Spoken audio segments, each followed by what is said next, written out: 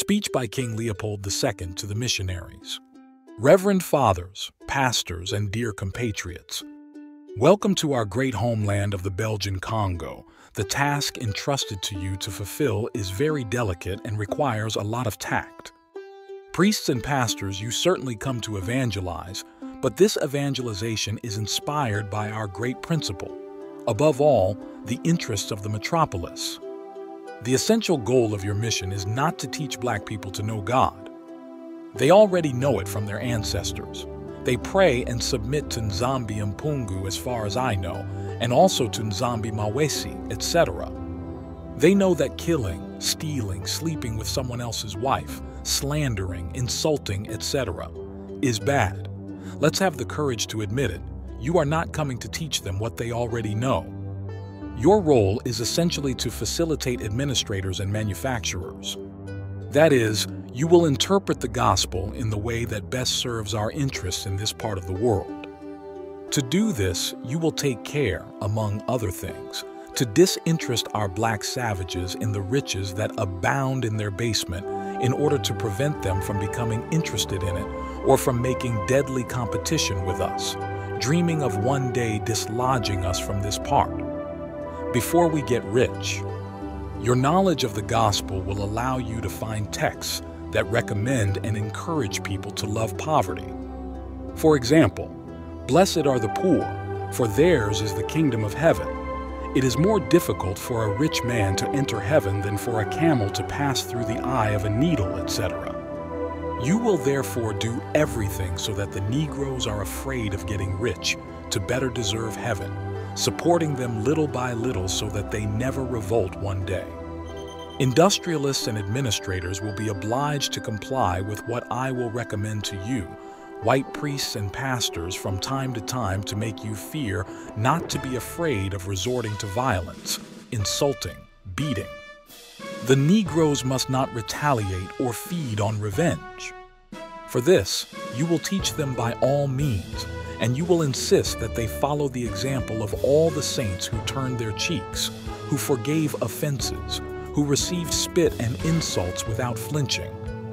We will have to discourage them and detach them from anything that could give them the courage to confront us. I am thinking here especially of their many war fetishes which they claim not to abandon.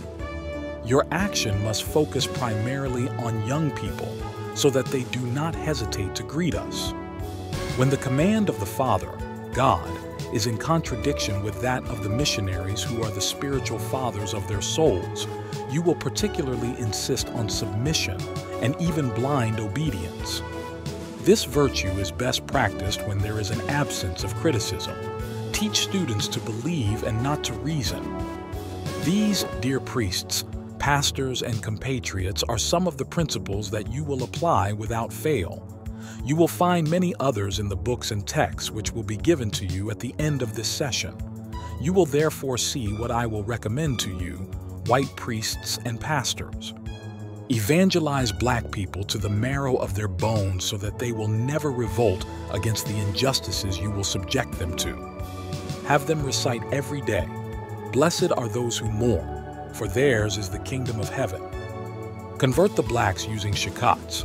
Keep their women at the mission for 9 months so that they work for you. Court them if necessary, and then demand that these converts offer as a token of appreciation good meat, chickens, roosters, and eggs every time you visit their villages. Do everything to prevent Black people from becoming rich.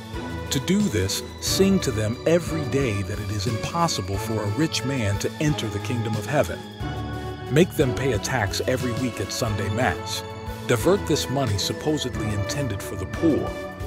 To have important stores where you are, parish, procure, and transform your missions into large, thriving commercial centers, and help the poor a little to encourage other white people to invest regularly. Ask Black people to starve and the rest of you will eat 5 times a day. In addition, may your bellies always be full of good things and may your mouths exude the smell of onions everywhere. Establish for them a system of confession which will make you good detectors to denounce any Black, to raise awareness for the demand for national independence. Teach a doctrine that you will not practice.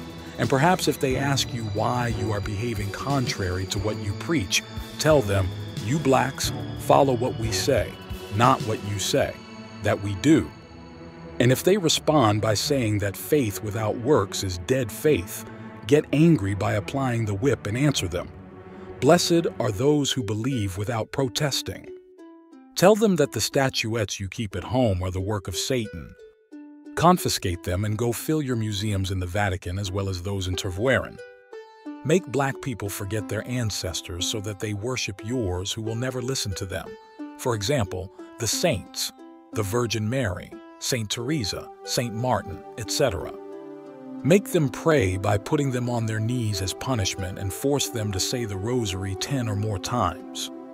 Never present a chair to a black person who comes to see you. Never invite him. At most, give him a cigarette. Never invite him to eat with you, even if he slaughters a hen or a rooster for you every time you arrive at his house. In short, when you have accomplished all this, our country Belgium will be very rich, and it is only later, when the blacks have understood, that we will try to help them for the love of God. Because you don't wake up a sleeping cat. I thank you very much. The King of the Belgians, Leopold II.